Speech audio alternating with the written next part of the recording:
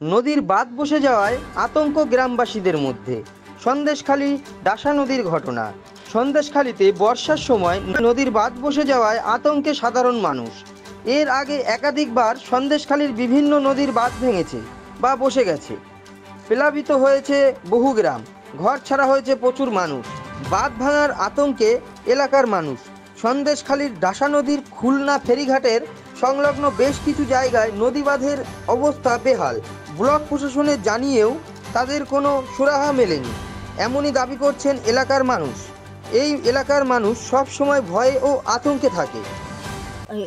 ওইটুকু করে দিয়ে হয়ে গেছে, এই জায়গাটা করে দিল না, এইখানটা একটু করে দিলে হয়ে গেল।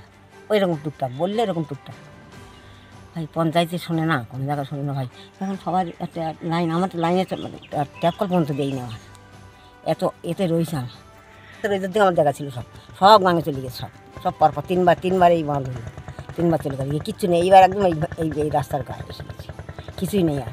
এখন এমনকি আমাদের দেখুন উঠতে হলে এখান থেকে ঘরটা ভেঙে দেয়, আমার যাওয়ার কোথাও জায়গা নেই।